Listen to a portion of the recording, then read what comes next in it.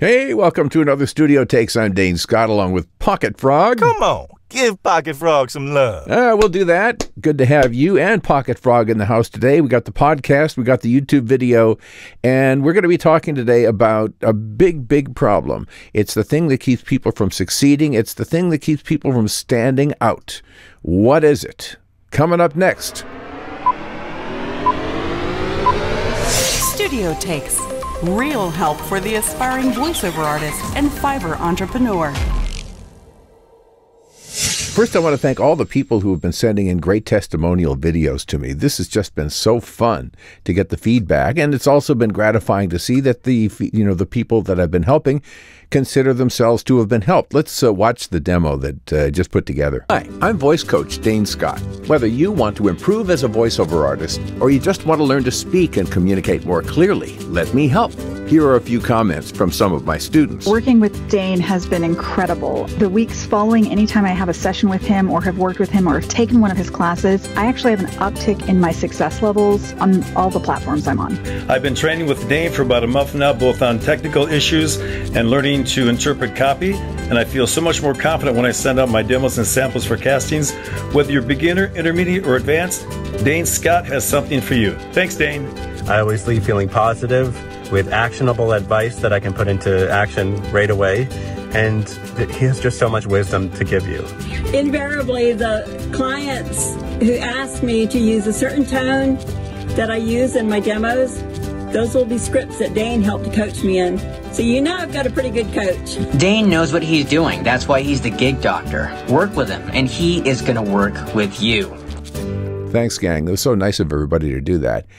You don't know how much I've appreciated that, and you. It's great to be in touch with and helping all of you and getting to know such neat people all over the world. All right, let's get down to it today. What's on the agenda today? Today, we're going to try and break out of the crowd and find new ways to think about things and new ways to innovate and new approaches that we can take that can make us better as entrepreneurs and really better as people. Today, we're going to talk about, first of all, the great Earl Nightingale, someone that I admired as a young adult. I'd never really had exposure to him until then, but as a young adult, I was impressed by the things he had to say, and also because I was in radio, I loved his voice. And we're going to have a chance to hear a little bit of him before we're done here. But he described the mind as a gold mine.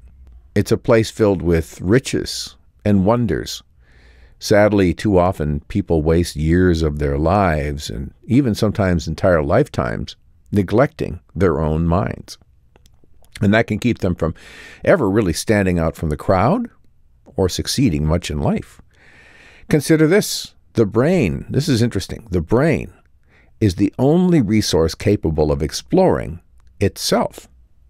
Yet most of the time we don't. Why? I think there are two reasons: laziness and distraction, especially now. I think that thinking deeply requires exertion, and we naturally just find side roads like TV and social media a whole lot more pleasant, relaxing, diverting. We'd rather be laughing and taking it easy than spending quiet time thinking deeply. Plus, just following is easier. And stick with me on this part. There's an earnestness in people that causes them to believe in the merit and the knowledge of others. They see people, they want to follow along with what they're doing because they admire them, they admire their accomplishments. And that in itself is admirable. I think that respect and appreciation for other people is great, but when it's accompanied by a complacency that causes them to just kind of amble down and follow paths already that have been trampled flat by other people, rather than blazing their own fresh paths, at that point, you really kind of surrendered to herd mentality.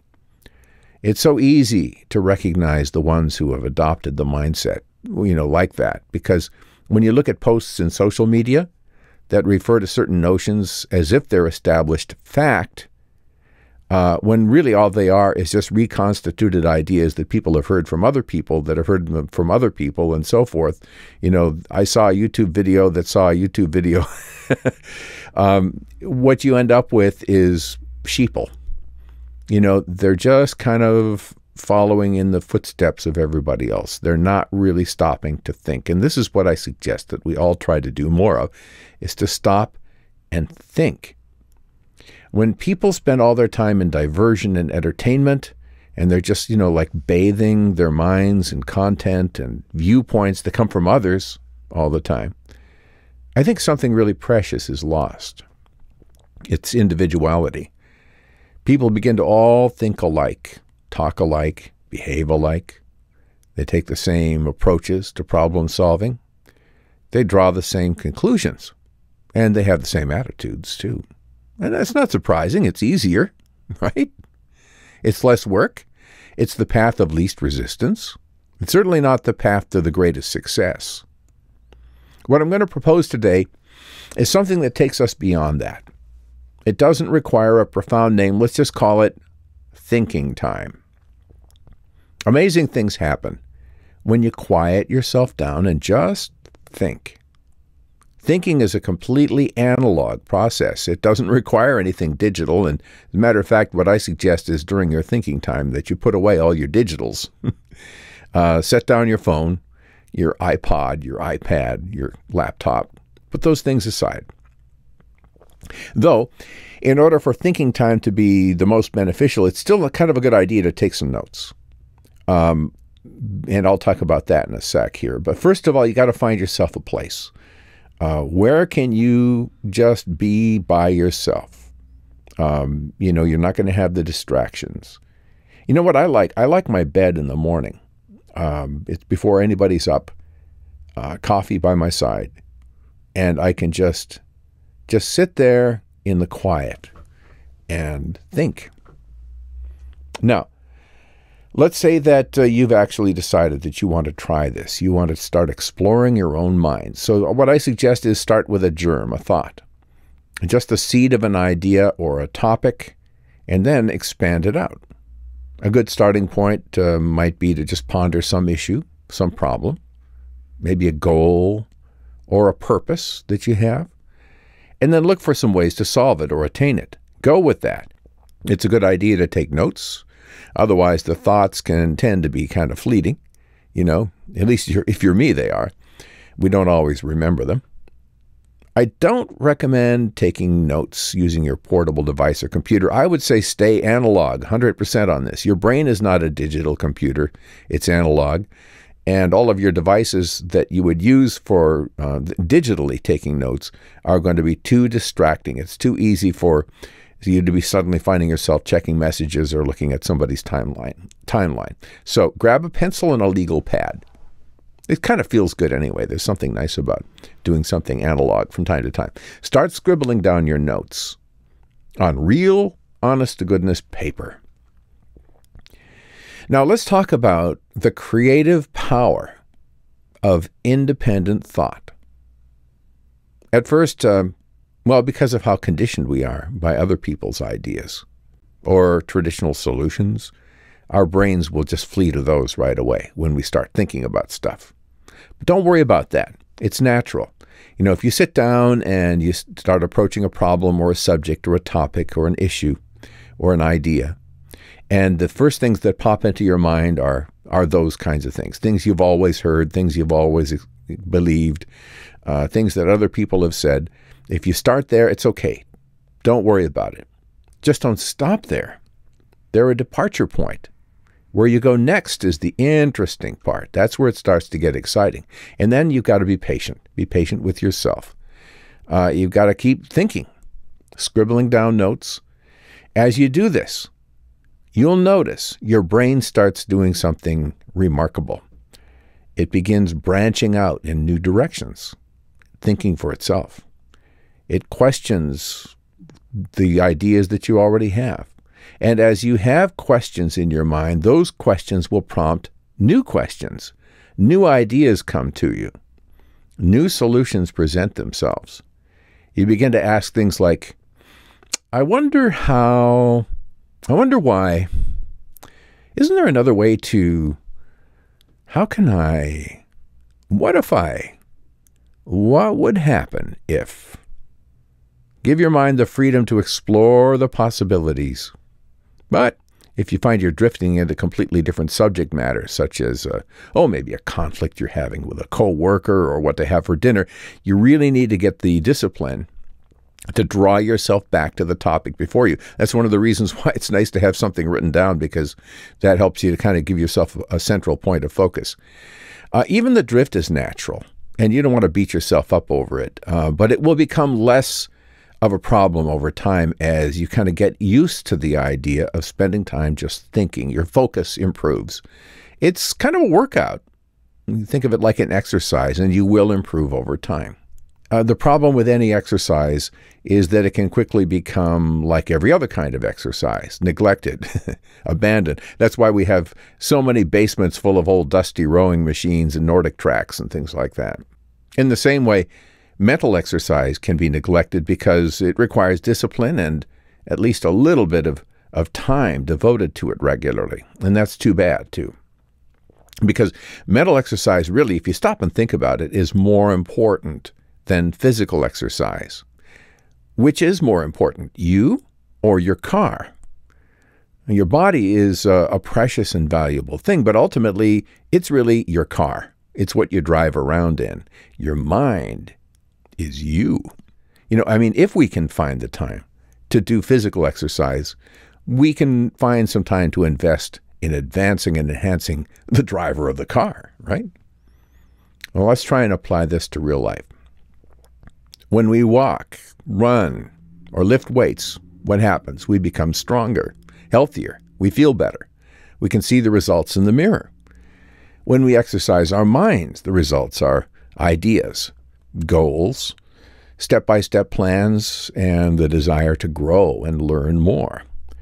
The fruit of it can be that we become a better husband, wife, parent, grandparent, employer, employee, entrepreneur, a more effective provider for our family, a more highly skilled artist or tradesman, a person resolved to become more effective in life or more devoted to God. So much good can come out of these quiet thinking times. So again, it's the creative power of independent thought. The benefit of creative thinking is independence, and vice versa. The benefit of thinking independently is creativity. The more time we spend thinking independently, the more creative we become in our approach to life's challenges and opportunities. The more creatively we think, the more independent we become. We start to lose the herd mentality. We no longer always are looking to see how other people do things. We begin dreaming up our own solutions and approaches to stuff. Initial ideas lead to other ideas, then to plans, then to projects, then to actual accomplishments. As we step out from the crowd, we should not be surprised if we begin to rise above it. Nor should we be particularly surprised that the crowd may object. They might call you unorthodox, unconventional, as one poster recently called me, a piece of work. We can rise above that too. Actually, the more we think deeply and plan and consider and grow, the less seriously we'll take the objections of those. But that's not how it's done, crowd. Where can it all lead? Well, a little over a year ago, I started creating a series of videos I called Head Slappers. You might have wondered what those were all about. If you haven't looked into them, you might want to take a look. Head Slappers are direct fruit from thinking time. They grew out of that I wonder and I what if and how can I type of thinking. They blossomed into some techniques that I began using in my sales on Fiverr, and which have contributed significantly to the hundreds of thousands of dollars that I've made on there. It's free, deep thinking. It can lead us in many fascinating directions. In my own case, in addition to Head Slappers, it led to the creation of the Gig Doctor service and the Golden Tones website, to a children's audiobook series that was called Storybook Classics. It was what if thinking that led me to the creation of a radio automation system and to the development of a whole array of accessory products to go along with what we called the Tune Tracker system. And dreaming and developing my own methods prompted my 20-part voiceover series last year called Voiceover Mythbusters. Did you catch that?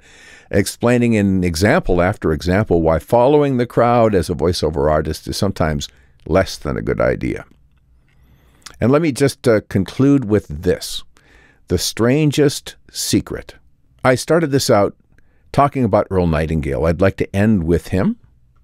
See if I can pull this up here. This is a picture. You won't see this if you're on the podcast, but a picture of Earl Nightingale. You can quickly look it up. And I'm going to play just a little bit of this, first of all, because I just love to hear his voice. And number two, because it reinforces some of the things that I've been talking about here. To tell you about the strangest secret in the world. Some years ago, the late Nobel Prize-winning Dr. Albert Schweitzer was being interviewed in London, and a reporter asked him, "Doctor, what's wrong with men today?" And the great doctor was silent a moment, and then he said, "Men simply don't think." It's about this. By the way, this is prior to the gender-neutral, politically correct days of today. So mankind is referred to, and man, and so forth. It's just referring to humanity. That I want to talk with you. We live today in a golden age. This is an era that man has looked forward to, dreamed of, and worked toward for thousands of years. But since it's here, we pretty well take it for granted. We in America are particularly fortunate to live in the richest land that ever existed on the face of the earth, a land of abundant opportunity for everyone. But do you know what happens? Well, let's take 100 men who start even at the age of 25. Do you have any idea what will happen to those men by the time they're 65? These 100 men who all start even at the age of 25 believe they're going to be successful. If you ask any one of these men if he wanted to be a success, he'd tell you he did. And you'd notice that he was eager toward life, that there was a certain sparkle to his eye, an erectness to his carriage, and life seemed like a pretty interesting adventure to him. But by the time they're 65, 1 will be rich. 4 will be financially independent. 5 will still be working. 54 will be broke. Now think a moment. Out of the 100, only 5 make the grade. Now why do so many fail? What has happened to the sparkle that was there when they were 25? What's become of the dreams, the hopes, the plans? And why is there such a large disparity between what these men intended to do and what they actually accomplished? When we say about 5% achieve success, we have to define success. And here's the best definition I've ever been able to find. Success is the progressive realization of a worthy ideal. If a man is working toward a predetermined goal and knows where he's going, that man is a success. If he's not doing that, he's a failure. Success is the progressive realization of a worthy ideal. Rollo May, the distinguished psychiatrist, wrote a wonderful book called Man's Search for Himself. And in this book he says, the opposite of courage in our society is not cowardice.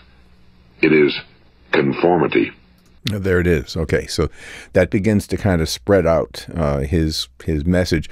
This was recorded back in like 1954, which would be even before I was born. So you know how old this thing is. But it's excellent. And again, it's not gender neutral, but I think we can get past that. The thoughts, the ideas behind it are excellent. And one of the things that it reinforces that I've been talking about is, if you have the chance to listen to the whole thing, I definitely recommend it. It's easy to find on YouTube. It's called The Strangest Secret. It's very popular. It's had millions of views.